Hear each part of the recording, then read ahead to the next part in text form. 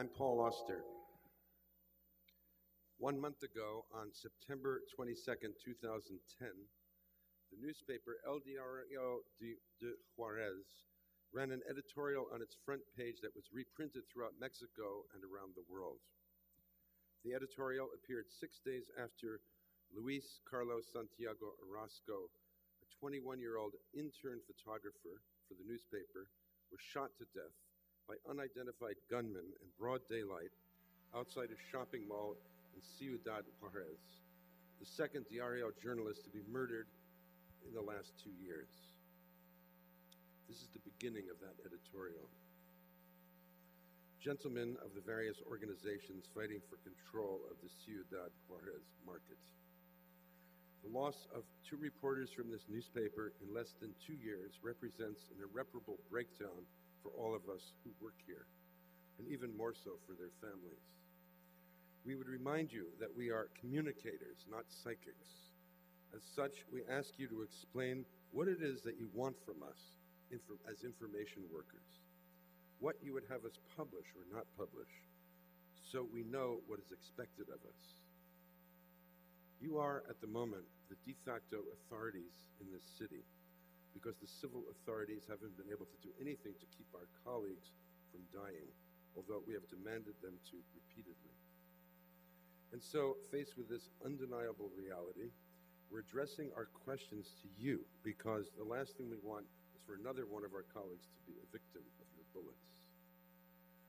The entire news business along the border has suffered the consequences of this war that you and the federal government are waging. But El Diario has, without a doubt, been hurt the worst so far, because no one else has suffered the deaths of 2 colleagues as we have. We don't want any more dead.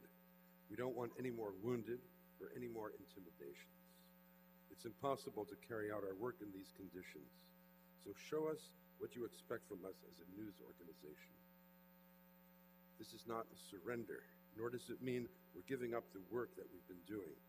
It's about a truce with those who have imposed the force of their law on this city. If they'll respect the lives of those of us who have dedicated ourselves to the business of reporting.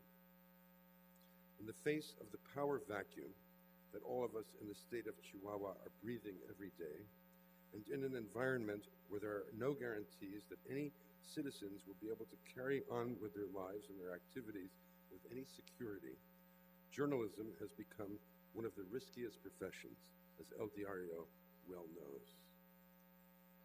For those of us who run this newspaper, if our goal and our mission of keeping the community well informed are to remain, as they have been for 34 years, it no longer makes sense to keep putting the safety of so many of our colleagues at risk, just so their treasured lives can be used to send messages, coded or not, between the various organizations, or from the organizations to the official authorities.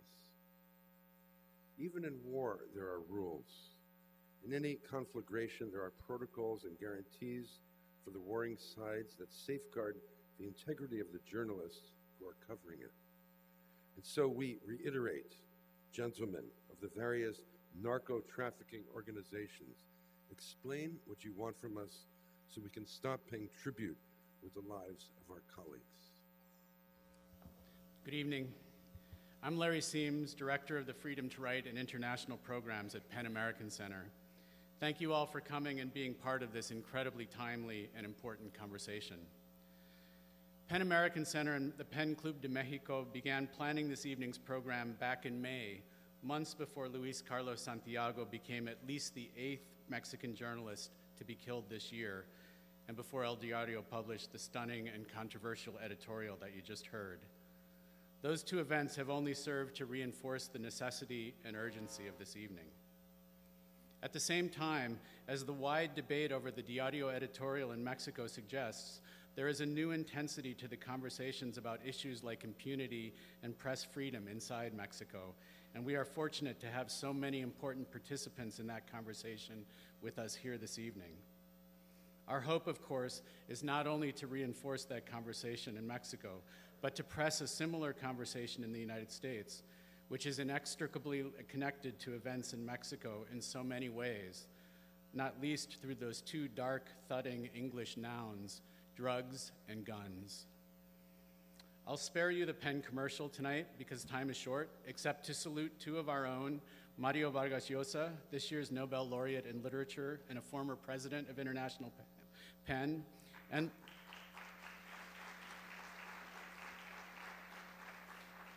Liu Xiaobo, our colleague from the Independent Chinese PEN Center, recipient of this year's Nobel Peace Prize.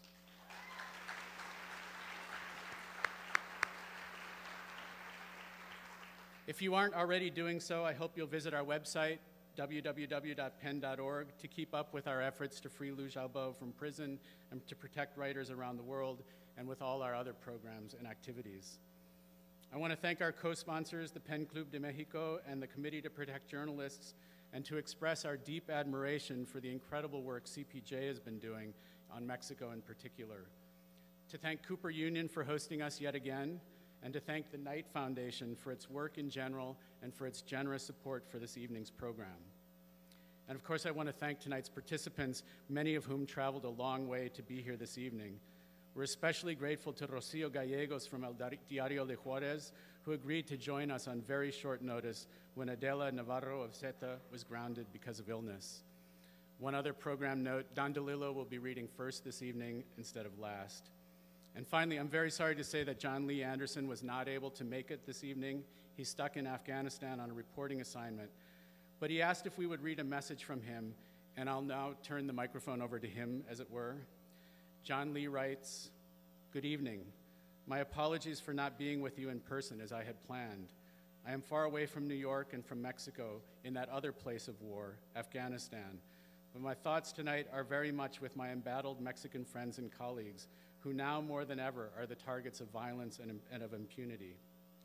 As journalists, we live in terrible times in which, as the observers and bearers of what appears to be the truth of our times, we are increasingly targeted by those who wish to silence us. What is happening right now in Mexico should be a reminder to all of us of the fragility of such concepts as the rule of law or of freedom of expression, essential pillars of what we all regard as civilized society.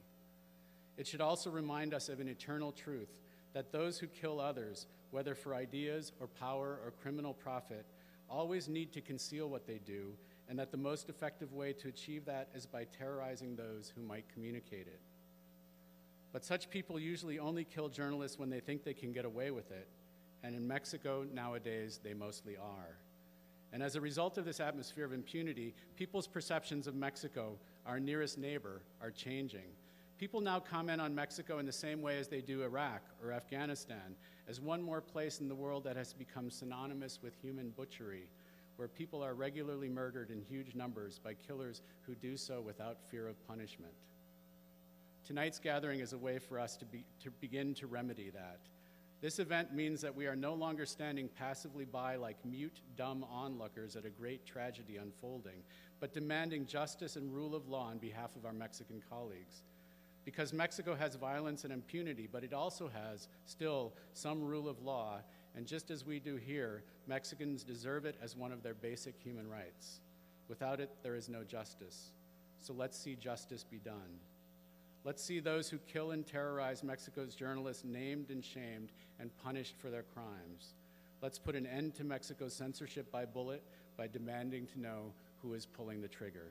Thank you, John Lee Anderson.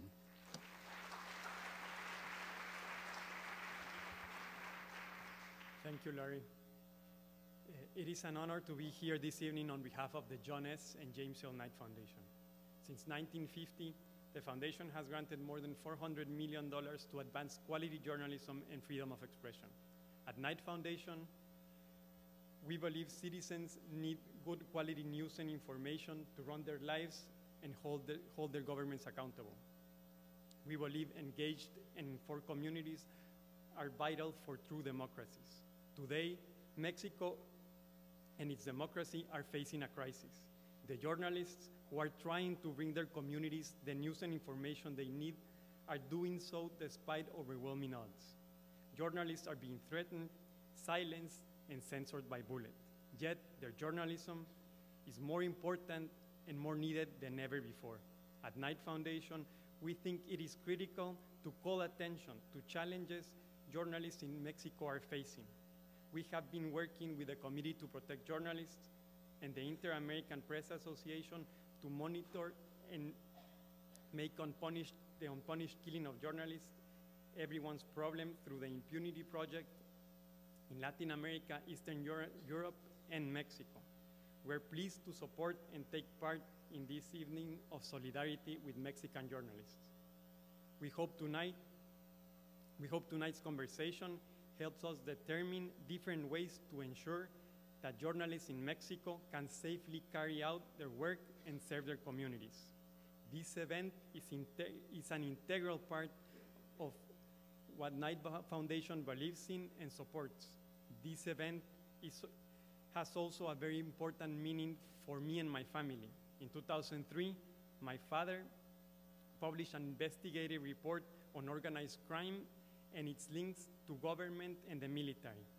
This led to an illegal raid by a parallel group to our home, where we were held hostage for over 3 hours, thinking we were all going to die. They were trying to intimidate us into stopping the paper's investigative reporting. These were neither the first nor the last attempts to silence the press and insist that journalism must not have a critical tone, exactly as it is happening in Mexico today. But we must continue to keep journalism going. Over the years, any powerful group that has felt threatened has responded with commercial boycotts, raids, fiscal terrorism, public defamation campaigns, litigation, and assassinations. Just 2 years ago, my father was kidnapped, drugged with a dose of barbiturates that should have killed him, and then thrown in a ditch in a rural area 30 miles away from the Guatemala City. As in all other cases, the response of the international community, and by international community, I mean all of you who are here tonight, was overpowering. You organized statements, made calls, and took actions that were crucial to finding my father alive. I can't tell you how much it means to me to work for the foundation that has the deepest passion for freedom of the press and supports events as important and as urgent as this one. Journalists in Mexico are bringing news to their communities, despite the severe risks involved. Tonight, as we bring the spotlight to the urgent situation journalists in Mexico are facing and are living, and we discuss possible solutions, we also validate the sacrifices Mexican journalists have made in the name of journalism. In my eyes, events like this one not only they are really invaluable because they represent international support that allows journalists to pursue the fair, accurate, and contextual pursuit of the truth. It allows them to practice the most professional, rigorous, objective, and ethical journalism. Journalism that is vital to strengthen communities, journalism without which liberty, democracy, transparency, rule of law, and human rights cannot be guaranteed. Thank you.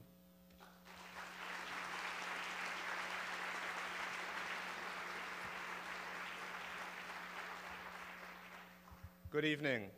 I'm Joel Simon, the Executive Director of the Committee to Protect Journalists. We're pleased to co-sponsor this evening's event with our colleagues from PEN and the PEN Club of Mexico, and of course we're extremely grateful to have the support of the Knight Foundation. We're here because journalists are dying in Mexico. Since President Felipe Calderón came to office in 2006, 30 journalists have been killed or disappeared.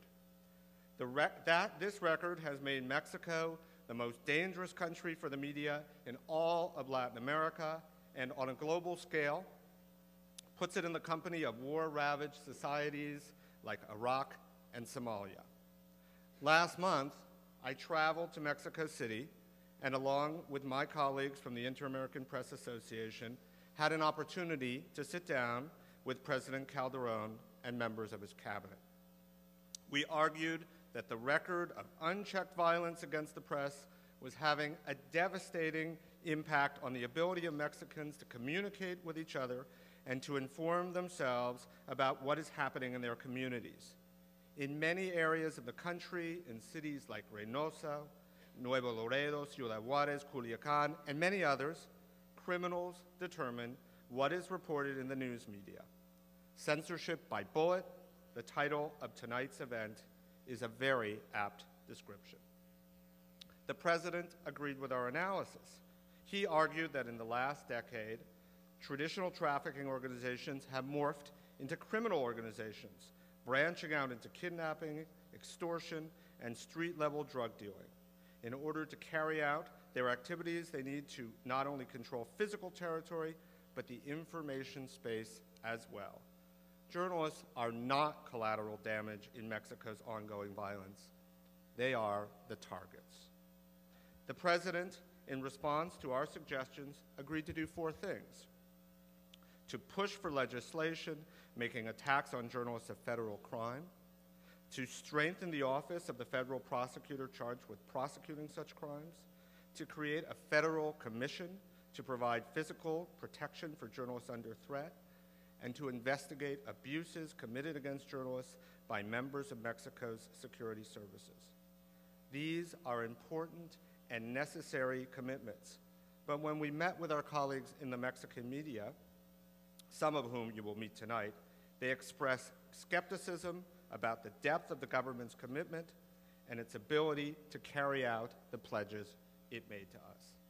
This is the sad reality. Amidst the relentless violence and the sad history of corruption and inefficiency, journalists in Mexico feel abandoned and alone. But they are not alone. They need to know that the world is watching and that all of you are here not only because this will be an engaging and interesting evening, but because you want to show journalists in Mexico that you stand behind them, that people everywhere are outraged that journalists have to die to do their work. President Calderón also needs to know that you are here.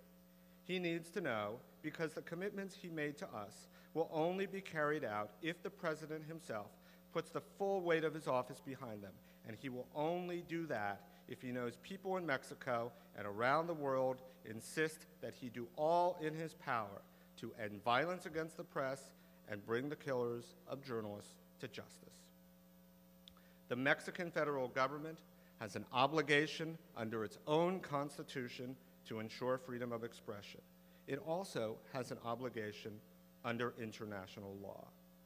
But beyond the legal niceties, there is a more practical and prosaic issue that the drug traffickers and the criminals are dictating what information is available to the public in Mexico and to the global public, represented by all of you here tonight. That's an intolerable situation, one that cannot be allowed to stand. Tonight, I hope we can not only raise awareness, but discuss practical strategies for ending Mexico's censorship by bullet. Thank you.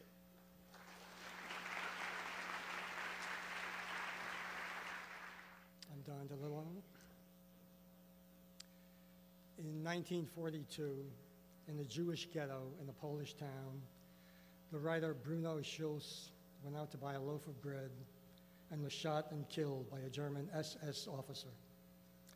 I will read a brief story from his book, Sanatorium Under the Sign of the Hourglass. In this story, the narrator sits alone in the stillness of his room. This is the writer's natural state, but what kind of stillness is it? And what do we learn about the room itself? The story is called Loneliness. It is with great relief that I feel able to go out again, but for what a long time was I confined to my room. These have been bitter months and years. I cannot explain why I've been living in the old nursery, which was rarely used in the past, forgotten, as if it did not belong to us. I cannot remember how I got there. I believe it was during a bright, watery white, moonless night. I could see every detail in the dim light. The bed was unmade, as if someone had just left it. and I listened in the stillness for the breathing of people asleep. But who was likely to be breathing here? Since then, this has been my home. I have been here for years, and am rather bored. Why didn't I think in advance about stocking up? I was not provident like a hamster. I've always been a light-hearted field mouse. I have lived from day to day, trusting in my starveling's talent. Like a mouse, I thought. What do I care about hunger? If worse comes to worse, I can gnaw wood or nibble paper. The poorest of animals, a great church mouse, at the tail end of the book of creation. I can exist on nothing. And so I live in this dead room. Many flies died in it a long time ago. I put my ear against wood to hear the sound of a woodworm. Deadly silence. Only I, the immortal mouse, lonely and posthumous, rustle in this room, running endlessly on the table, on the shelf, on the chairs. I am now sitting in broad daylight on the table, immobile, as if stuffed, my eyes like two protruding shiny beads. Only the end of my muzzle pulsates imperceptibly by force of habit in minute chewing movements. This, of course, is to be understood as a metaphor. I am really an old age pensioner, not a mouse. It is part of my existence to be the parasite of metaphors. So easily am I carried away by the first simile that comes along. Having been carried away, I have to find my difficult way back and slowly return to my senses. What do I look like? Sometimes I see myself in the mirror, a strange, ridiculous, and painful thing. I'm ashamed to admit it. I never look at myself full face. I stand inside the mirror, a little off center, slightly in profile, thoughtful and glancing sideways. Our looks have stopped meeting. When I move, my reflection moves too, but half turned back, as if it did not know about me, as if it had got behind a number of mirrors and could not come back. My heart bleeds when I see it, so distant and indifferent. Unfamiliar and looking to one side, my reflection stands there and seems to be listening for something, waiting word from the mirrored depths, obedient to someone else. Mostly, I sit at the table and turn the pages of my yellowed university notes, my only reading. I look at the sun-bleached curtains, stiff with dust, waving slightly in the cold breeze from the window. I could do exercises on the curtain rod, an excellent bar. How lightly one could turn somersaults in the sterile, tired air. Almost casually, one can make an elegant salto mortale, coolly, without too much involvement. Ever since my childhood, I have liked having a bird's eye view of my room. So I sit and listen to the silence. The room is whitewashed. Sometimes on the white ceiling, a wrinkle-like crack appears. Sometimes a flake of plaster breaks off with a click. Am I to reveal that the room is walled in? How can that be? Walled in. How could I leave it? That's just it. Where there's a will, there's a way. A passionate determination can conquer all. I must only imagine a door, a good old door, like the one in the kitchen of my childhood, with an iron handle and a bolt. There is no walled-in room that could not be opened by such a trusted door, provided one were strong enough to suggest that such a door exists. Thank you. Good evening, I am Luis Miguel Aguilar. The great Russian poet Osip Mandelstam said, "If they kill poets, it is because they respect poetry." When I was young, I thought the phrase full of dignity majestical, or inspirational, as it is used to say now. As I grew older, I found it rather sad, remembering that it came out of the despair and fear and powerlessness of Mandelstam, near to die in a concentration camp of Stalin in the Soviet Union. Now that I am older, I find it unbearable, unable of giving even consolation. No, dear Mandelstam, no. If they kill poets, it is because they do not respect poetry. The same could we say for all the writers in the case, and the same for sure about the concernment which has us here this evening. If they kill journalists, it is because they do not respect journalism, which equals to say that they do not respect us as society, where free journalism is one of our absolute goods. When they do not kill, threaten, or censor journalists, we could say that they respect journalism. I hate to use this next phrase, proper of bullies or a mafiati, or yes, drug dealers or traffickers band, but we must find a way that they show some respect for journalists. And I am sure that this evening, in solidarity with powerless Mexican journalists, will contribute to this. I will read a poem I wrote years ago called The Mexico of Juárez. That is the Mexico of Benito Juárez, not the Mexico of Ciudad Juárez, which today, unfortunately, although baptized after the same Benito Juárez, sounds so awful. In our imaginary, we have that Mexico of Benito Juárez as the utopia we must go back to, or the one at which we must arrive someday. In the poem, as you'll see or hear, I play with that kind of national, of Mexican yearning, though the real Mexico of Juárez was in some ways not very utopic, but very, say, cacotopic, not the not existent place or ideal place, which means utopia, but the ugly place too, which I name cacotopia. I will read this because I think that in the Mexico of Juárez that the poem depicts or develops, there would be no bullets nor threatenings, not even index fingers on the lips trying to impose silence on journalists and, for extension, on society. I must thank Kathleen Snodgrass for her translation into English of this poem, which I think will, okay, projected on the screen. El México de Juárez. Se sabe desde hace años y sexenios, si entre los muchos Méxicos de México hubiera que inclinarse por un México, el mejor de los Méxicos posibles sería sin duda el México de Juárez. Mentes capaces, rectos hombres públicos, resistencia y desastre de invasores, respeto a todo culto, la vía laica, enmiendas de progreso y hombres leyes. Lo vimos en los libros, estaban en el México de Juárez.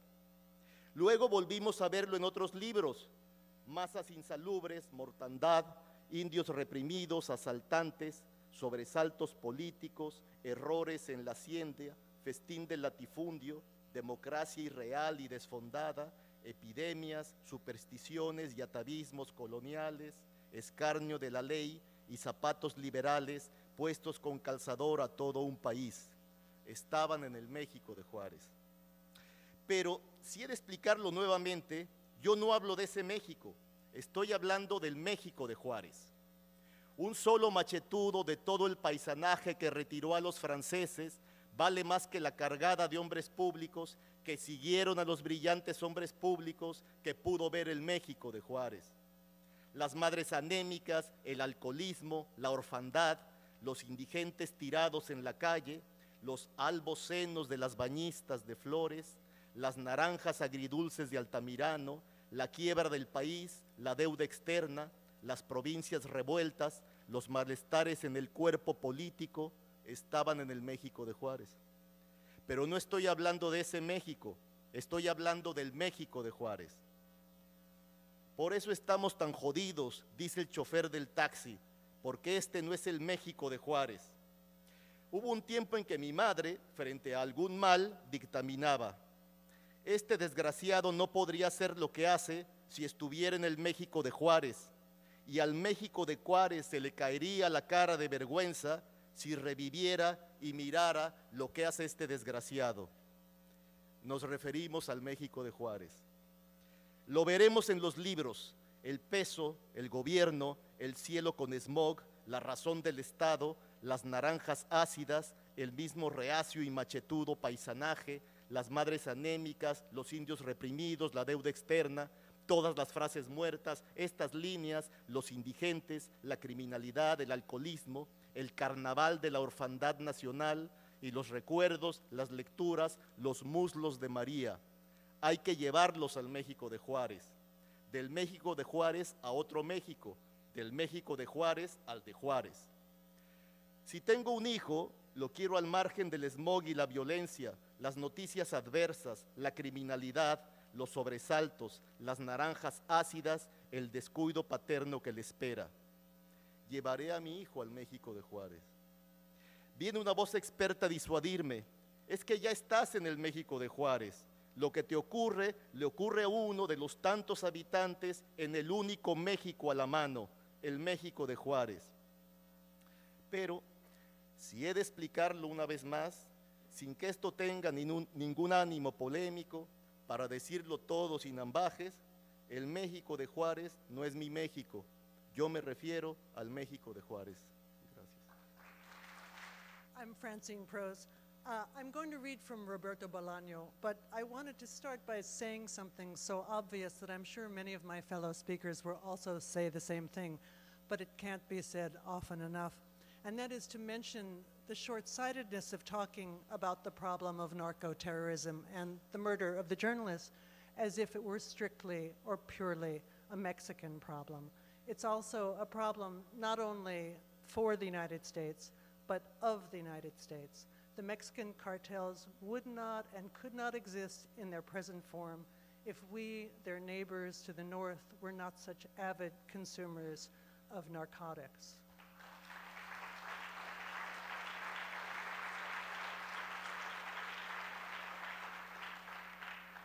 And no matter how much support we give the Mexican journalists, no matter how much pressure we put on the Mexican government, no matter how much aid we give to Mexican law enforcement, it's a fantasy, a very noble fantasy, but nonetheless a fantasy, to think that this problem will go away until we look at our own attitudes towards the criminalization of narcotics, and more importantly, toward the social and economic conditions that have turned us into a nation of addicts.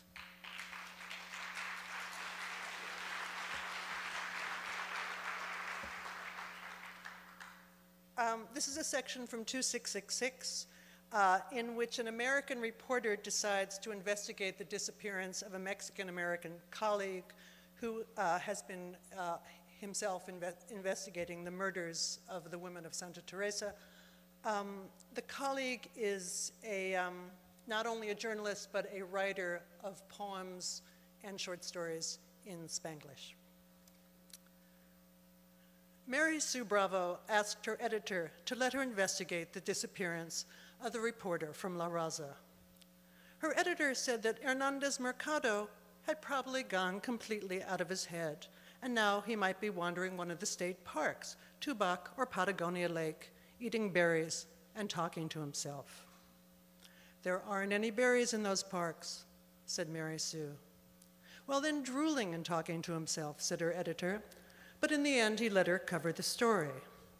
First, she was in Green Valley at the offices of La Raza, and she talked to the editor, another man who looked like a farm worker, and to the reporter who had written up Hernandez Mercado's disappearance, a boy of 18, maybe 17, who took his job very seriously. Then she went to Sonoita with the boy. Before they visited the sheriff's office, they stopped at Hernandez Mercado's house, and the boy let her in with a key he said was kept at the offices of La Raza, although to Mary Sue, it looked like a picklock. The sheriff told her that Hernandez Mercado was probably in California by now. Mary Sue wanted to know why he thought that. The sheriff said the reporter had lots of debts. For example, he owed 6 months' rent and the landlord planned to evict him, and with what he made working on the paper, he could barely feed himself. The boy, to his chagrin, confirmed what the sheriff said. La Raza didn't pay much because it was a paper for the people, he said. The sheriff laughed. Mary Sue wanted to know whether Hernandez had a car. The sheriff said no, that when Hernandez had to leave Sonoita, he took the bus. The sheriff was a friendly man, and he went with her to the bus stop, and they asked whether anyone had seen Hernandez, but the information they got was confused and useless. The day of his disappearance, according to the old man who sold tickets and the few people who rode on the bus daily, Hernandez might have gotten on the bus, and then again, he might not have. Before she left Sonoyta, Mary Sue wanted to see the reporter's house once more. Everything was orderly, there were no traces of violence, dust was gathering on the few pieces of furniture. Mary Sue asked the sheriff whether he had checked Hernandez's computer. The sheriff said he hadn't. Mary Sue turned it on and began to go through the files of the reporter and poet of La Raza de Green Valley more or less at random. She didn't find anything interesting.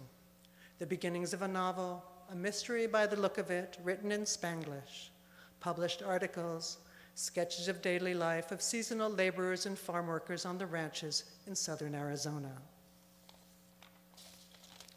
One night, Mary Sue searched through her file in the Haas case until she came up with the story Hernandez Mercado had written after the poorly attended press conference at the Santa Teresa Penitentiary.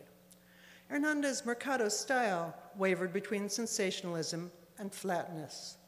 The story was riddled with cliches, inaccuracies, sweeping statements, exaggerations, and flagrant lies. At 2 a.m, as she drank her last cup of coffee before she left the paper, Mary Sue thought that no one with half a brain would have bothered to kill a person and hide the body over trash like that. But then, what had happened to Hernandez Mercado? Her editor, who was also working late, supplied various possible answers. He got fed up and ran off. He flipped out and ran off. He ran off, period. A week later, the boy reporter who had traveled with her to Sonoyta called. He wanted to know what kind of progress Mary Sue had made on the story she planned to write about Hernandez Mercado. "I'm not going to write anything," she told him. The boy reporter wanted to know why. "Because there's nothing to write about," said Mary Sue. "Hernandez is probably living and working in California." "I don't think so," said the boy reporter. It sounded to Mary Sue as if he'd shouted. In the background, she heard the noise of a truck or several trucks as if he were making the call from the yard of a trucking company. "Why won't you believe it?" she asked. "Because I've been to his house," said the boy. "So have I, and I didn't see anything to make me think he'd been taken by force. He left because he wanted to." "No," she heard the boy say. "If he'd left of his own accord, he would have brought his books." "Books are heavy," said Mary Sue, "and anyway, you can always buy new ones." "There are more bookstores in California than Sonoyta," she said, intending it as a joke, but almost as she spoke, she realized it wasn't funny. "No, I'm not talking about those books. I'm talking about his books, the ones he wrote. He wouldn't have left those behind, even if the world was coming to an end." For a while, Mary Sue tried to remember Hernandez Mercado's house. There were books in the living room and some in the bedroom, too. Altogether, there couldn't have been more than 100 volumes. It wasn't a big collection, but for someone like the farm worker reporter, maybe it was more than enough. It hadn't occurred to her to think that any among them might be books Hernandez Mercado had written. "And you think he would have left without them?" "No chance," said the boy. "They were like his children." Mary Sue thought that the books Hernandez Mercado had written must not have weighed much, and there was no way he could have brought new copies in California. I'm Calvin Baker. When we talk of the story of narcotics in America, we're talking, of course, of a history, political culture, economic, that extends back to tobacco and rum and has been complex and constant ever since. I'm going to read a report from Near History. By now, the pranksters had built up so much momentum, they began to feel immune even to the very obvious danger, namely the cops. The citizens of La Honda were becoming more and more exercised about Kesey and the pranksters, and so were the San Mateo County Sheriff and the federal narcotics officials. Not knowing what the hell accounted for the crazy life at Kesey's place, they apparently assumed there was some hard drug use going on: heroin, cocaine, morphine. Late in 1964, they put Kesey's place under surveillance. The pranksters knew about it and used to play games with the cops. The main federal narcotics agent in the area was the San Francisco Chinese, Agent William Wong. The pranksters made a huge sign and put it up on the house. "We're clean, Willie." It was fun, the cop game. The cops would be out in the woods at night along the creek, and one of them would step into the creek and get his feet wet and say something. The pranksters would pick all of this up on the remote mics in the woods, whereupon the voice of Mountain Girl, broadcasting from inside the cabin, would jeer out over an amplifier up in the redwoods, Hey, why don't you come in the house and dry off your feet, you cops? Quit playing the cop game and come in and get some nice hot coffee. The cops were just playing their eternal cop game. That's all it seemed like to the pranksters. About April 21st, 1965, the pranksters got a tip that a warrant had been drawn up and the cops were going to raid. Delightful. The cops are really going to play their game right up to their BB gun eyeballs. The pranksters put up a great sign on the front gate. No admittance, 5-day countdown in progress. As if they were embarked upon the damnedest, most awfulest dope orgy brain blowout in the history of the world. In fact, they set about making the premises clean. On the third day of the countdown, April 23rd, 1965, 10:50 p.m., the raid came. Oh God, there was never a better game played by any cops. Here they were, the absolute perfect cop game cops. The sheriff, 17 deputies, Federal Agent Wong, 8 police dogs, cars, wagons, guns, posses, ropes, walkie-talkies, bullhorns, Cosmo. The whole freaking raid scene. And right up to the end, the pranksters played it as they saw it, namely as a high farce, an opera bouffe. The cops claimed they caught Kesey trying to flush a batch of marijuana down the toilet. Kesey claimed he was only in there painting flowers on the toilet bowl. The bathroom was already a madhouse collage of photos, clippings, murals, mandalas, every weird thing in the world, like an indoor version of the bus. The cops crashed in and Agent Wong grabbed Kesey from behind. Kesey was later booked on the charge of resisting arrest, among other charges, to which he said he had been in the bathroom and some unidentified male came up and embraced him from behind, and so naturally he slugged him. It was a laugh and a half. Kesey's resistance, he said, upended Wong and hurtled him into the bathtub on top of Paige Browning, who was taking a bath. Browning was arrested for resisting arrest too. It was too much. Even after the raiders had everybody in there, 13 people lined up against the walls and were searching them for drugs. It was just the most whacked out cop game anybody had ever seen any cops play. One of the raiders reached into Mike Hagan's pocket, and when he drew his hand out, it held a vial of some clear liquid, whereupon all the pranksters started shouting, "Hey, play fair, be fair, cops. Play hard, but play fair," and so on. The vial, whatever it was or was supposed to be, was never heard of again. In a toolbox outside, the raiders found a hypodermic syringe full of some kind of liquid, which turned out to be 3-in-1 oil for oiling the tape recorder mechanisms. And Kesey and 12 others, including Babs, Gretsch, Hagan, Walker, Mountain Girl, Page, Cassidy, and the Hermit, were booked on many charges, including possession of marijuana and narcotics paraphernalia, the syringe, resisting arrest, and impairing the morals of minors, Mountain Girl and the Hermit. Even then, the whole thing became not much more than the cop and jailhouse and judge and lawyer game, with such high moments as when they all got bailed out and emerged from the jail in San Mateo, and the Hermit's mother appeared. Hermit, they discovered from the police blotter, was named Anthony Dean Wells. Nobody had ever asked him what his name was.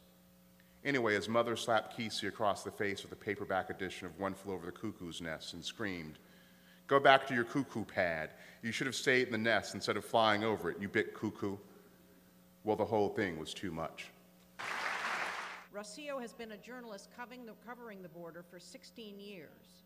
In the El Diario newspaper, she has twice been the chief of reporters, and she has been the coordinator of the investigative unit of El Diario, although she just told me recently that that investigative unit no longer exists. She is now a reporter examining the impact on Ciudad Juárez of the violence and the collapse of public security in that city and the consequences for the families of the victims. If we were in Mexico, Carmen Aristegui would need absolutely no introduction. She has long been one of Mexico's most uncompromising, probing, and articulate broadcast journalists on the radio and on television. Carmen was awarded Mexico's National Prize for Journalism in 2001 and 2005, and again this year when she received the distinction for a news-breaking interview with a former president of Mexico, Miguel de la Madrid. And I have interviewed Miguel de la Madrid, and the idea that she could get a news-breaking story out of an interview with him is truly astonishing. Carmen was also awarded the Maria Moores Cabot Prize for Distinguished Reporting from Columbia University, among other distinctions. She's the author of 2 books, including Transition, conversations and portraits on what we did and did not do for democracy in Mexico. Because of her fearless reporting, Carmen endured a period of censorship in Mexico when major broadcast networks tried to keep her off the air. But she came back, and she's currently hosts the morning radio show MVS News on MVS Radio. She hosts her own show, Carmen Aristegui, on CNN in Spanish, and she writes for the Reforma newspaper. José Luis Martínez is a founding member of the newspaper Milenio and is currently editor of the cultural supplement Laberinto. He also serves as editorial advisor for the magazine M Semanal, where he publishes his column El Santo Oficio, the Sainted Profession. He is the author of the book The Old Guard, Protagonists of Mexican Journalism, and he is a scholar of the history of the press in Mexico. Rocio, we'll start with you. Let's go back to the editorial that El Diario published on September 19th, in which you said, addressing the narco organizations in Ciudad Juárez, you are the de facto authorities now in this town. Please tell us what to do. We're not asking for a surrender, we just want a truce. But please, no more deaths. Please tell us what we can publish. What were the conditions that brought the newspaper to make that plea? Yo creo que tengo que hacer un antecedente de lo que vive Ciudad Juárez. First, I have to tell you a little bit about Ciudad Juárez to give you the background. Ciudad Juárez es escenario de una guerra entre grupos de narcotraficantes. Ciudad Juárez is the scene of a war between drug dealing groups. Y es escenario del combate que las autoridades han emprendido contra estos grupos para restablecer el orden. And it is also the scene of a combat and a battle that the authorities have started in order to reestablish authority and public order. Eso ha generado un escenario de violencia que ha dejado miles de muertos en Ciudad Juárez en los últimos 2 años, 10 meses. That has generated violence and it has generated killings. It has left in the thousands of dead in the last 2 years and 10 months in Ciudad Juárez. En este escenario, ejercer el periodismo es una situación de alto riesgo. So, with this background, being a journalist is having a profession that's very risky. El diario, en los últimos 2 años, ha sufrido el asesinato de 2 reporteros. There has been the murder of 2 of our reporters in El Diario in the last 2 years. Armando Rodríguez, asesinado el 13 de noviembre del 2008. Murdered on the 13th of November 2008. Y Luis Carlos Santiago, asesinado el 16 de septiembre de este año. Luis Carlos Santiago. And Luis Carlos Santiago, who was murdered on September 16th of this year.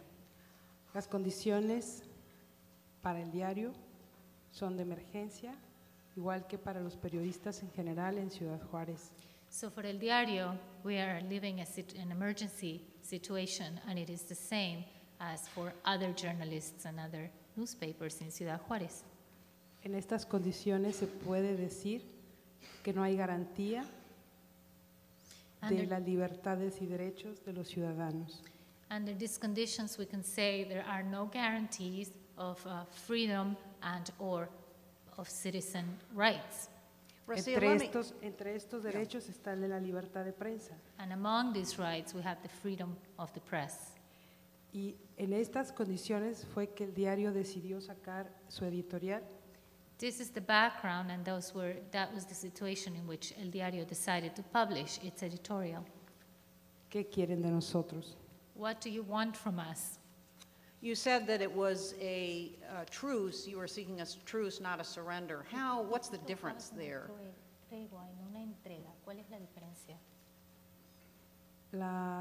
rendición es someterse a un régimen o a una autoridad. When you surrender, you are giving yourself up and you are subject to the authorities. Y la tregua es pedir un alto a la hostilidad y a la agresión. And when you ask for truth, you ask for a stop and a truce from aggression. Y el diario pidió una tregua para saber qué está pasando y por qué están matando a sus periodistas. So El Diario asked for a truth in order to learn what is happening and what is happening to its journalists. How do you feel when you go out to the street to do reporting in Ciudad Juárez? What does it feel like for you? ¿Cómo se siente? ¿Cómo te sientes tú? Hay un ánimo de quebranto. De quebranto. Pero el periodista de Ciudad Juárez está saliendo a hacer su trabajo. Well, there's a feeling of things breaking down. However, journalists in Ciudad Juárez go out and do their job. Porque la libertad de expresión es algo que todavía reclama la comunidad. Because the community still demands the freedom of expression. Y mientras la comunidad tenga voz, un periodista va a estar ahí. And while the community has a voice, a journalist will be there to record it. Carmen, let me ask you,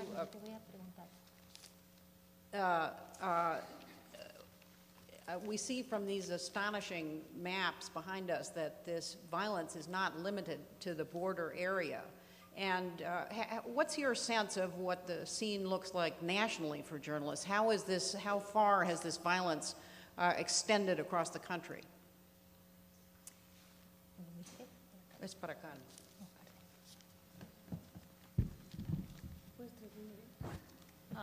Bueno, si entendí bien, porque mi inglés es pésimo. ¿Quieres que te pregunte? A ver, Julia, formúlamela otra vez. Sí, mi pregunta era, si vemos el mapa que está aquí atrás, vemos cómo se ha extendido por todo el país Sí. La violencia. ¿Cómo se siente en México, cómo se siente la extensión de la violencia en México? Bueno, efectivamente, el tema no se circunscribe a Ciudad Juárez. Well, of course, this doesn't only happen in Ciudad Juárez. En nuestra lista de periodistas asesinados están lugares In the list of journalists that have been murdered, como Reynosa, we have places such as Reynosa, Michoacán, Tehuantepec, Zamora, Chilpancingo, Los Mochis, Acapulco, Durango, Uruapan, Putla de Guerrero, Casas Grandes. Hay una extensión bastante amplia donde ha habido muertes y desapariciones de periodistas. It is a wide range of places. It's a very big area where we've had disappeared journalists or murdered journalists. No hay incluso cifras reconocidas formalmente por todos de cuántos periodistas han sido asesinados o desaparecidos en México. We have no official figures that have been recognized as to how many journalists have been killed or have disappeared in Mexico. Y por lo tanto, ni siquiera exactamente en los lugares en donde han sido asesinados. We don't even know exactly the places where they have been murdered. Ese es uno de los principales síntomas del problema de la impunidad que acompaña a este fenómeno. And that's one of the main symptoms of impunity and the problem of impunity that goes hand in hand with this phenomena. Un gobierno que no es capaz ni siquiera de identificar con claridad el número de muertos, el número de desaparecidos y qué ha sucedido con las investigaciones. We have a government that isn't capable of clearly identifying the number of people that have been murdered or disappeared, or even the exact places where this happened. Para tomar un dato que puede ser reconocido por todos, la Comisión Nacional de Derechos Humanos habla de que en la última década en México han sido asesinados 64 periodistas. Just to give you some statistics, the National Commission of Human Rights in Mexico talks about 64 journalists being murdered in the last decade. Y se han presentado 11 desapariciones de periodistas. And 11 disappeared journalists.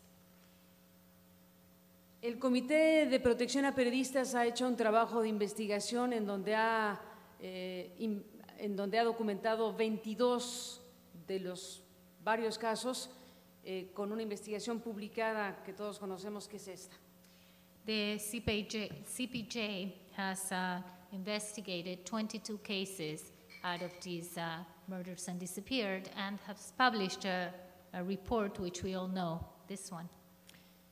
Silencio o muerte en la prensa mexicana, crimen, violencia y corrupción que están destruyendo al periodismo local. Son los casos investigados por el comité. Silence and death. Perdón, silencio y muerte. Silencio o muerte en la prensa mexicana. Silence and death in Mexican press. These are the cases that the CPJ has been investigated. This is the report. Carmen, let me ask you, do you think that the impact of this has been to also extend self-censorship of the sort that the journalists feel compelled to practice in the border area? Is that kind of self-censorship spreading across the press in Mexico? Carmen, ¿tú piensas que esto ha tenido el impacto de extender, de ampliar la autocensura fuera de las ciudades fronterizas, que ha sido el impacto a todo México por esta violencia? Mi punto de vista es que hay varios temas que afectan a la libertad de expresión en México. In my view, there are several things that impact the freedom of expression in Mexico. A periodistas que tienen un trabajo en prensa local, en la prensa de los estados. Those journalists that work in the local press, in the state press, different states, les afecta la violencia directa, la violencia de las balas. Are affected directly by violence, the violence of the bullets. Y les afecta también un régimen político con gobernadores muy poderosos que controlan a la justicia, a los medios y que no hay contrapeso. They are also affected by very powerful local government which control justice and the law, and there is no counterbalance to this. En el caso de la llamada prensa nacional, in the so-called national press, hay otros factores que afectan seriamente los derechos fundamentales. There are other factors which seriously impact fundamental rights. No hay una pistola que dispare contra los periodistas de los medios nacionales. We don't have a gun which shoots directly national journalists.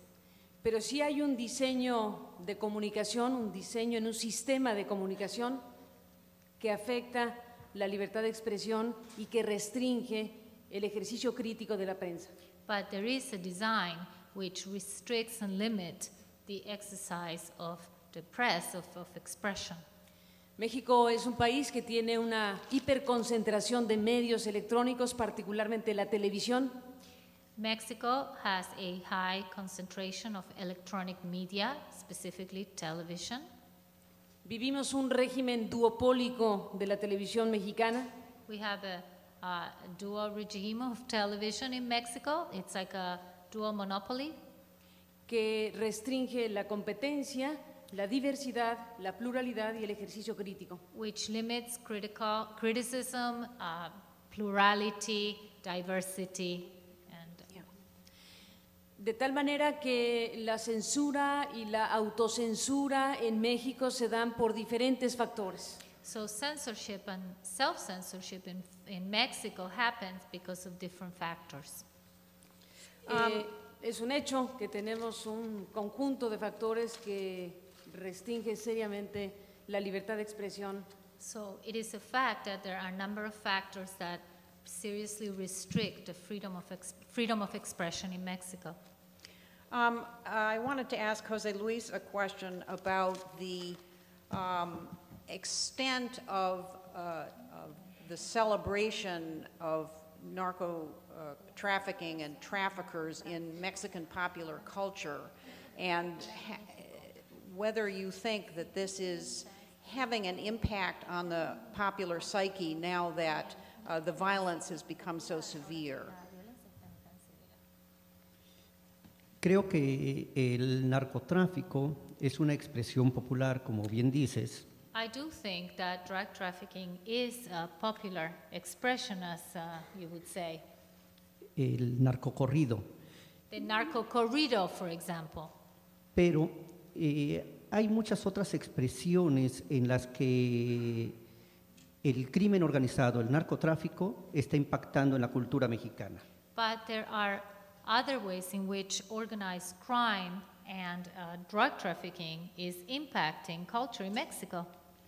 Por ejemplo, en el cine, una película como El Infierno, recientemente estrenada, con un gran éxito en todo el país. For example, there is a movie called Hell, El Infierno, which has recently opened, and it's been very, very successful in the whole country, Que aborda el fenómeno del narcotráfico y cómo muchas veces la situación social, la pobreza, incide en que alguien tenga que incursionar en una vida delictiva.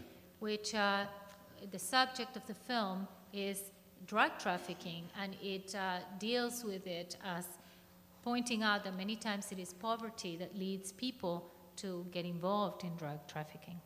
En el arte tenemos performance como los de Teresa Margoles, We have performance artists such as Teresa Margoles, quien ha tomado cobijas ensangrentadas de ejecutados en diferentes partes del país who took a bloody covers from people that had been murdered in different parts of the country, para mostrarlas en diferentes instalaciones y performance. showing them in different installations and performances. Hay novelas que registran estas historias del narcotráfico y que nos muestran una parte importante de nuestra realidad. There are also novels that record the drug dealing and show us an important part of our reality, No para celebrarla, sino para denunciarla y como una manera de registro histórico. not to celebrate it, but rather denounce it, and also as a means to have a historical record. Do you think there's a reaction against this, the prevailing violence of the drug war among the writers in Mexico? Do you feel that culture is fighting back? Sí, no solamente lo creo, Not estoy only do I seguro, believe that, estoy seguro de ello. I'm sure of it. Una expresión muy importante que se da en el periodismo es la crónica. Chronicles is something that journalists can express rather well. Crónicas cuya calidad literaria está al servicio de la denuncia de esta crueldad que se extiende por todo el país. These chronicles are of good literary quality, and they are written to denounce the cruelty that is prevailing in the whole country. Que son literatura These are literature que protesta y que se manifiesta y que demuestra la actitud de los periodistas y de los escritores mexicanos contra una guerra que muchos de nosotros consideramos absolutamente absurda. And it is a form, a manifest form, these chronicles of protests by the journalists and Mexican writers against this war, that bloody war that we consider absurd. So there is still a space. Is there an important space still for that kind of writing and that protest in the published press, do you think? Sí, Yes, creo que a diferencia de lo que existe en los medios electrónicos, la radio y la televisión, I think different than radio, television, and electronic media, la prensa escrita en México written press in Mexico tiene muchos espacios has still a lot of spaces donde hay pluralidad y donde, Rocio lo decía, en una ciudad como Juárez, los periodistas están escribiendo, están manifestando su inconformidad contra el estado de cosas que vivimos. Sí. We have the written media, and that does have plurality. And as Rocio was recently saying, in places like Ciudad Juárez, journalists and writers are manifesting their unhappiness and that they are against this violence. Rocio, let me ask you, do you feel any confidence that the government, either the state government or the federal government, will investigate the murders of your colleagues or bring some kind of light to who it is that committed those crimes?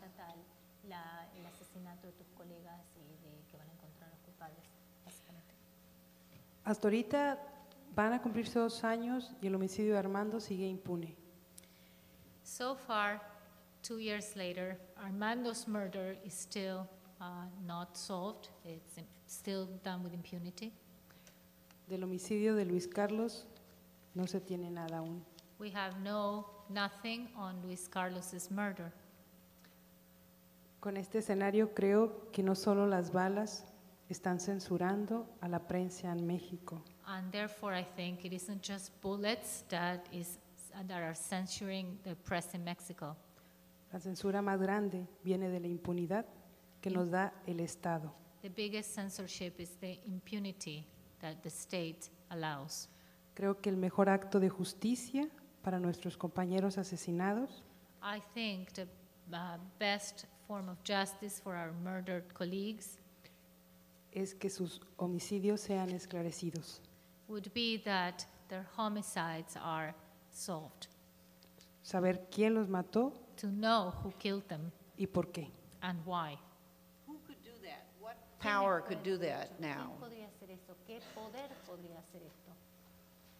No hay elementos para poder presumir.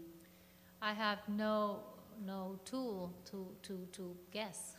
Porque las investigaciones están muy viciadas. Investigations are rather corrupt. Queremos saber por qué We want to know why, y quién. and we want to know who. When you said that the authority, the de facto authority in Ciudad Juárez, in the editorial, were the drug traffickers, what has happened to civilian authority or to the public authority in the city of Juárez? La autoridad civil se ha replegado Civil authority has pulled back, y de eso sí hay elementos para poderlo afirmar. and I can say that for sure. Hace poco hubo políticas implementadas Not long ago, there were policies implemented que se dieron marcha atrás which were reversed por acciones de los grupos delictivos. because of these criminal groups. Uno de ellos fue el operativo antiebrios. For instance, the operative that was against drunks. Un grupo de narcotraficantes llegó y rescató a detenidos y se llevó vehículos que les habían decomisado. A group of drug dealers came and rescued people that had been arrested and took with them vehicles that had been seized. Después de ello, la autoridad modificó el esquema de los operativos. So after that, the authorities modified the operations. Y lo dijo así, And it was said, porque hubo un grupo de gente que llegó a afectar las acciones. and it was known, and they said so, there were a group of people that came to intervene. Entonces, ¿quién tiene la autoridad? So you have to wonder who's in charge and who has authority. Carmen, do you get the sense that President Calderon understands the seriousness of the crisis that the Mexican press is living with this many killings?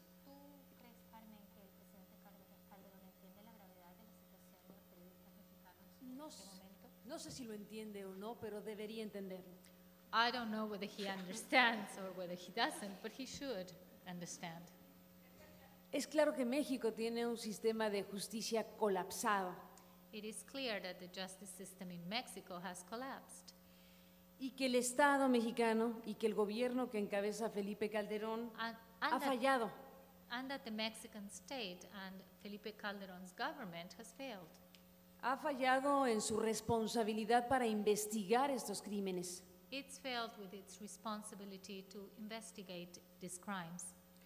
Ha fallado incluso en llevar la cuenta de los muertos. It's also failed keeping track of the dead. El Estado mexicano y el gobierno mexicano han fallado en lo más elemental, que es otorgarle seguridad a los ciudadanos. The state and the government of Mexico had failed in the most basic responsibility, which is to provide safety and security for its citizens, Para que los ciudadanos hagan sus vidas y los periodistas hagan su trabajo. so that citizens can live their lives and journalists can do their job. Julia, el gobierno de Felipe Calderón ha desarrollado una estrategia para combatir al crimen organizado Julia, the government of Felipe Calderon has developed a strategy to fight organized crime, que hasta el momento que vivimos, desde mi punto de vista, ha resultado catastrófica. which in my view so far has been a disaster, No solo para los periodistas. not only for journalists. México tiene una lista muy larga de gente asesinada en los últimos años en el gobierno de Felipe Calderón. Mexico has a long list of people that have been murdered in Felipe Calderon's government in the last few years. Una cifra oficialmente reconocida A number that has been officially recognized. está cerca de los 30,000 muertos en este sexenio. It is close to 30,000 deaths Si in the last few entiende, years, 6 years. si entiende o no Felipe Calderón este fenómeno de los periodistas y lo que afecta a la sociedad mexicana, es un tema de debate, pero lo que es un hecho It is debatable whether Felipe Calderon understands what's happening in Mexico to its civil society and to journalists. However, it is a fact es que la delincuencia organizada ha tomado pedazos del territorio nacional. is that organized crime has taken over some portions of the country. Me resisto a creer que México tiene un Estado fallido a plenitud, porque es demasiado. Refuse to believe Mexico is a failed state completely. That would be too much. Me resisto tal vez por sobrevivencia moral, And perhaps I refuse this and resist it to survive morally.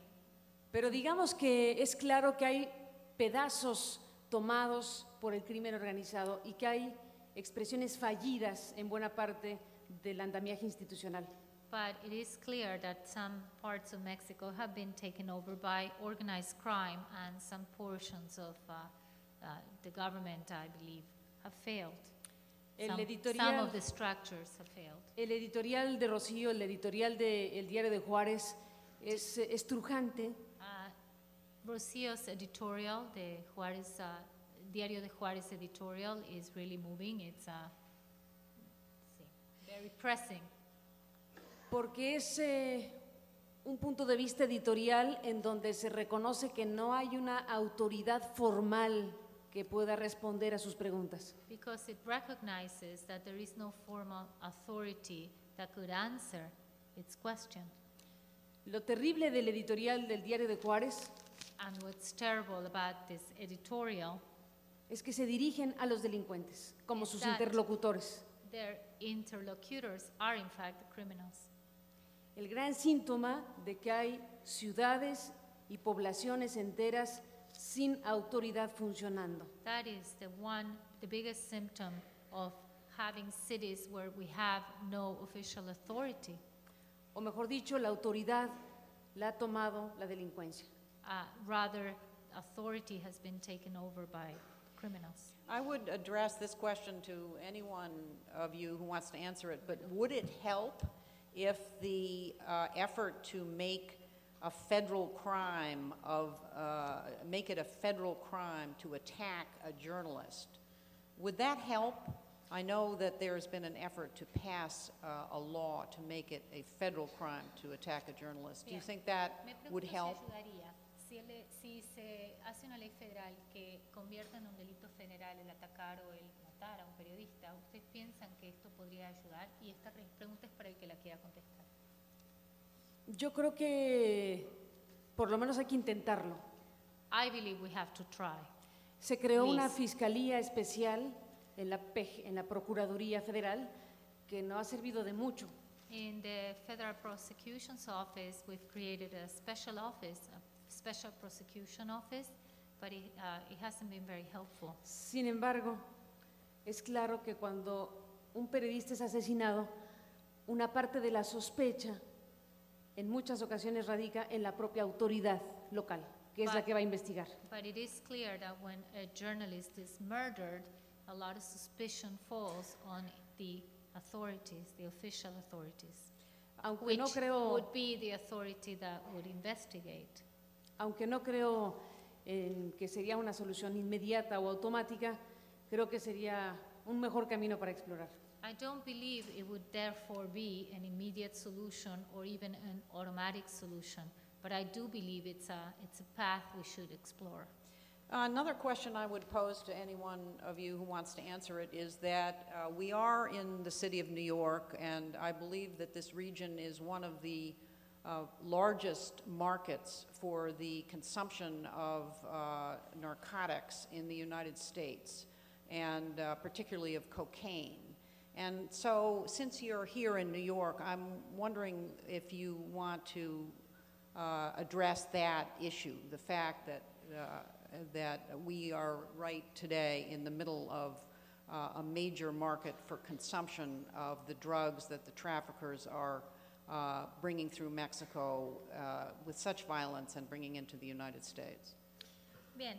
Estamos en la ciudad de Nueva York, una de las regiones más grandes, uno de los mercados más grandes para el narcotráfico, especialmente la cocaína. Me pregunto si quisieran hablar un poco, ahora que estamos en este mercado, del mercado al cual llega tanto producto traído desde México con tanta violencia. Hay una situación. El problema del narcotráfico y la violencia en México no se puede solucionar unilateralmente. Well, the problem is that drug trafficking and violence in Mexico cannot be solved unilaterally.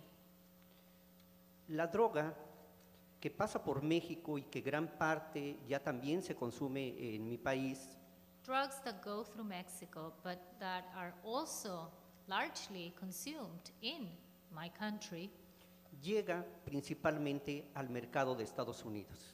Come mostly to the US market. Y las armas de las que se proveen los delincuentes salen de este país y son esas balas que atentan contra la vida no solamente de los periodistas, sino de los ciudadanos en general. But it is guns and weapons that come from this country back to my country, and it is those bullets that are shot at journalists and people. Es el momento que cada quien asuma su responsabilidad, porque en el escenario aparece México como un país extremadamente violento, cuando aquí hay un verdadero culto a las armas. Esas armas... It is time for everyone to take on their responsibility. Mexico is seen as a violent country, but this country, on the other hand, is almost like a cult to arms. Es un problema el de la violencia en México que está relacionado íntimamente con su frontera con Estados Unidos. And it is a problem, the violence in Mexico, that is closely linked to its border with the U.S.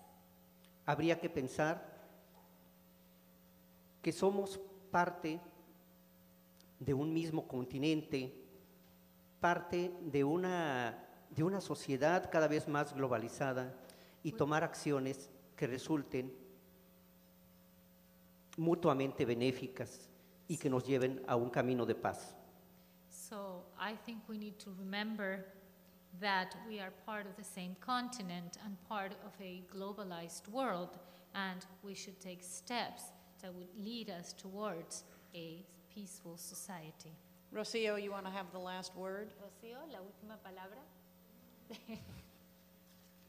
En México hay una frase que cada vez toma con más fuerza, es de que allá se están poniendo los muertos, de una violencia que quieren impedir que llegue de este lado de la frontera. Well, there is this phrase in Mexico that I think is more and more poignant and strong today, and that is that the bodies, the dead, are over there from a violence that you want to keep over there on the other side. Yo creo que el tráfico de drogas no solamente se da en México, el tráfico de drogas está aquí también. But I think drug trafficking is not only happening in Mexico, I think this is something that is happening here as well. Y el índice de consumo yo creo que es un elemento de que se está manejando y cómo se están manejando los grupos también en Estados Unidos. And I think if you look at the numbers in consumption, you could see that that is a reflection of what's happening in the United States as well. Y como se ha dicho aquí, se requiere corresponsabilidad. But as has been said here, we need to take joint responsibility. Porque no queremos que siga despojándose a la sociedad en México y después aquí de sus derechos y garantías en medio de esta guerra. Because we don't want society in Mexico to be deprived first in Mexico and society here to be deprived of its rights and its liberty. Una guerra que ha alcanzado a los mexicanos, because of this war. Pero puede alcanzar al estadounidense también. A war that has taken Mexico, but it could also come to the U.S. Okay. Please, could we thank our participants? Yeah. La Ciudad de México de mi niñez era todavía ese espacio transparente, templado y floral que había sido desde tiempos antiguos y que atrajo desde los años 30 hasta finales de los años 50 a tantos artistas y poetas, en particular a los surrealistas.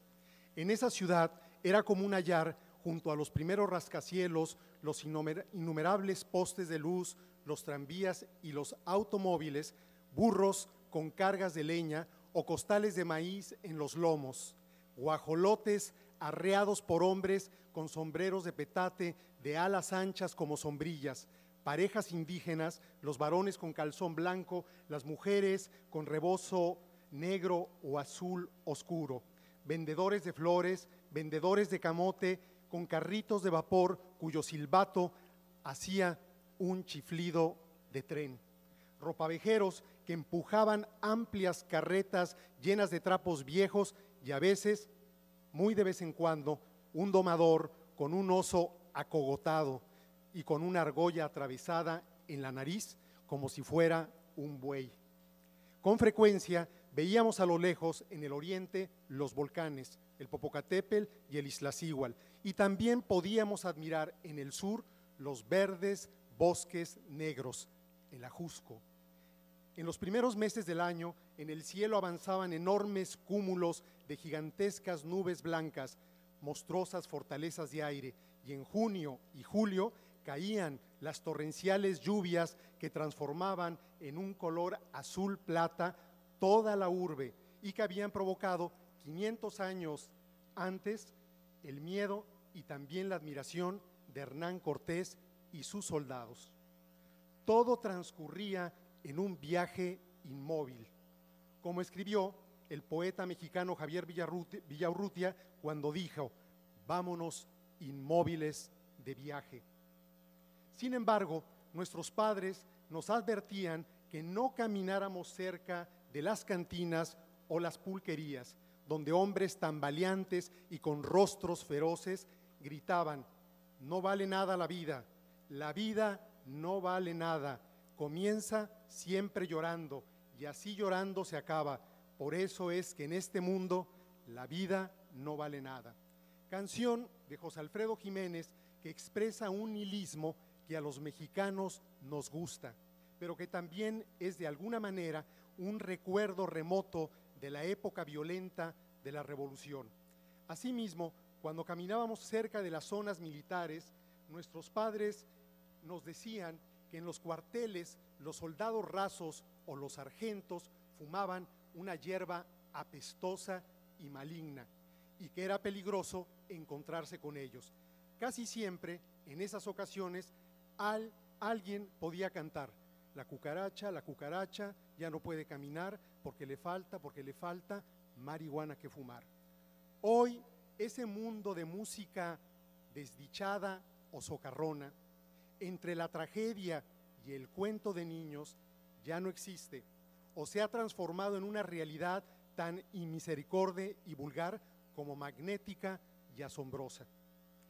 El paraíso del surrealismo, la ciudad que vieron con asombro Antonin Artaud, André Breton, Leonora Carrington y Sir Edward James, ha devenido una modernidad o una posmodernidad tan incomprensible y avasalladora que ninguna explicación es suficiente para describir lo que sucede, para tratar de comprender cómo una metrópoli que se destruye todo el tiempo logra sobrevivir con más de 20 millones de habitantes y cómo allí, aunque hay violencia, no se ha desatado una brutalidad descontrolada y más bien al contrario. Los que vivimos en ese lugar donde hubo alguna vez un gran lago, siempre estamos buscando puntos de coincidencia y de solidaridad. Esa búsqueda quedó demostrada plenamente en los terremotos de mediados de los 80 y en las manifestaciones, todos vestidos de blanco contra la inseguridad del 2003. El malestar de la ciudad y el malestar de nuestro país viene ciertamente de la pobreza y viene asimismo de la índole depredadora de los políticos y de los empresarios mexicanos que, al igual que los políticos y los empresarios de todo el mundo, sostienen por encima de los discursos una actitud destructora, tanto en términos económicos como ecológicos y culturales. Pero el problema fundamental, lo que hace que este malestar se vuelva algo desconocido, es el tráfico de drogas. Y la fuente fundamental de este trasiego no es México, sino el mercado y el consumo de sustancias narcóticas de los Estados Unidos. Y lo que lo alimenta y lo hace crecer cada vez más no es de manera principal la corrupción mexicana, sino la inmoralidad de la sociedad de los Estados Unidos que ha permitido y ha encontrado lógico y natural la venta de armas en la frontera a los criminales, a los traficantes de personas y a los traficantes de drogas. Hay más de 6,000 armerías en la frontera de México del comercio norteamericano. México añora el paraíso en el que creyó vivir y que exaltó en la época de oro del cine, cuando actuaban María Félix y Dolores del Río. México sueña muchas veces con el rancho grande que un día fue y que despreciaron los empresarios y los políticos en nombre de un desarrollo mentiroso. Pero el sueño perdido, el paraíso perdido, el imaginario país naif, no justifica que nos hayamos vuelto reos del narcotráfico y de los vendedores de armas. Como dijo el rector de la Universidad Nacional Autónoma de México, el doctor José Narro Robles, nuestra nación no se merece este destino. Esta danza de los vampiros proviene muchísimo más del vicio y el machismo de los Estados Unidos que del vicio y el machismo y la picardía mexicanas. No me cabe la menor duda de que la solución del problema implica la legalización de las drogas y el control de las armas. Pero también creo que se trata de valentía y de decisión moral. Valentía del gobierno mexicano para apretarse los pantalones y decirle una y otra vez al gobierno de los Estados Unidos que ellos son los culpables de esta situación. Y decisión moral por parte del pueblo norteamericano para asumir que su aceptación de las armas ha ido creando, con el paso del tiempo, la afirmación del mal como principio de convivencia entre los dos países. Gracias. El mundo en que vivimos se rige por ciertas reglas. Nadie se salva de los efectos de la ley de gravedad, por ejemplo, o del envejecimiento. Todo lo que nace lleva un desarrollo biológico que finalmente lo conducirá a la muerte. Pero la desaparición de la materia física no significa un rompimiento y discontinuidad en el proceso de la vida. Estoy convencida que nuestro mundo se explica a partir de un principio de cohesión permanente que se manifiesta en formas originales y diversas, pero que de ninguna manera son inmutables. Cambian a cada instante. El día de hoy ya no somos los que fuimos ayer. Somos seres energía, energía que se transforma, energía en movimiento. Somos luz, luz que una cámara fotográfica puede capturar y eternizar en un instante. Traje una foto, no sé si la van a… aquí está. Traje esta foto que quiero compartir con ustedes. Es una donde aparecen los más relevantes fotoreporteros que cubrieron la Revolución Mexicana. Son rostros desconocidos para la gran mayoría de los mexicanos, pero no así su trabajo. Las fotos de Agustín Víctor Casasola, por ejemplo, han dado la vuelta al mundo y dado fe de lo que fue el movimiento revolucionario. Me gusta ver esta foto. Siento que al mirarlos estos muertos inmutables toman vida. Y compartirlos con ustedes es rendirles el tributo que se merecen. Sin embargo, su presencia en estas fotografías es engañosa. Nos muestran una realidad que ya no existe. Todos estos fotógrafos están y no están, pues hace mucho que se transformaron, que su cuerpo cambió de forma. Ahora son polvo, son nuevamente luz en movimiento. La palabra también es una manifestación de lo inmutable y al mismo tiempo de lo que cambia, de lo que se renueva. Cuando pronunciamos o escribimos una palabra, la historia atraviesa por nosotros y sentimos el vivir, el sentir y el morir de infinidad de generaciones previas a la nuestra. Al hacer uso de la palabra, nos recargamos en los hombros de nuestro pasado, de nuestra herencia legítima. Pero milagrosamente estamos siendo también absolutamente originales, porque cada palabra es simultáneamente nuestra y de todos.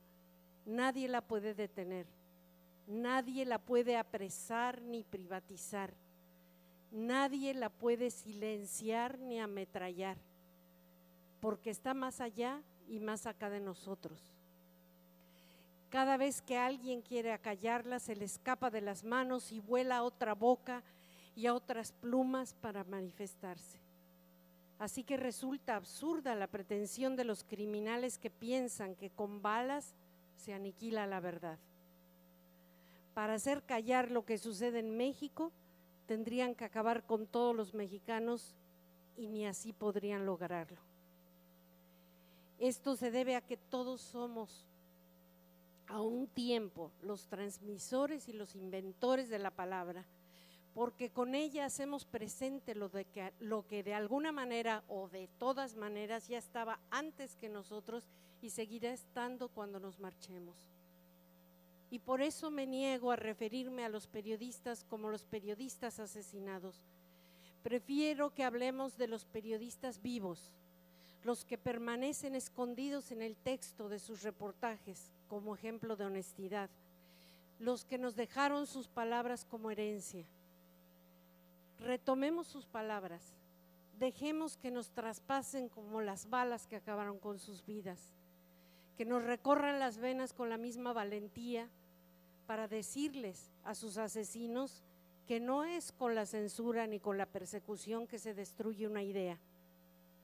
La libertad de expresión no la van a poner en riesgo los destructores de siempre, los silenciadores por conveniencia. Pues más allá de toda vileza y mezquindad, más allá de todo asesinato, la palabra seguirá su curso y su vocación, con o sin nosotros, porque su curso y su vocación no son otra cosa que la capacidad de mostrarnos el verdadero rostro de nuestras acciones. Las palabras son espejos en donde a diario nos miramos. Por eso, en los últimos tiempos, mucha gente, con tal de no horrorizarse, le huye a las noticias, cierra los ojos y se tapa los oídos, con la esperanza de que surjan del olvido dos palabras que esperan un simple susurro para volver a formar parte de nuestras vidas: amor y paz. Gracias. Good evening. I'm Jennifer Clement, and I'm the president of PEN Mexico. I want to thank you all for joining us tonight.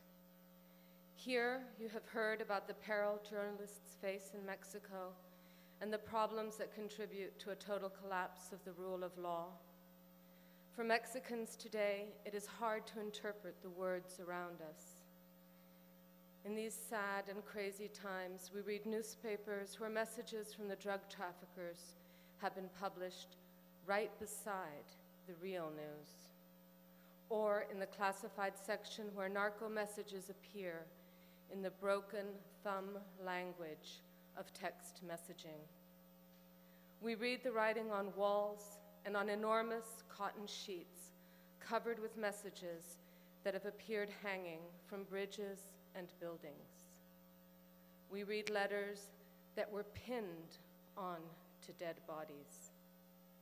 We also try to decipher words actually carved into the skin of victims as if it were paper.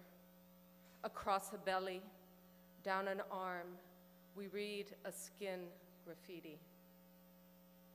Weeks ago, after the assassination of photojournalist Luis Carlos Santiago, some narco graffiti appeared on a wall in Juárez, signed by the La Línea cartel that stated, "Nosotros no matamos periodistas." We do not kill journalists. It was a highly unusual declaration. I logged on to the blog del Narco to see the response to this new graffiti. Blog del Narco is an internet site that appeared about 6 months ago and is covering stories that the mainstream media are feeling threatened to stay away from.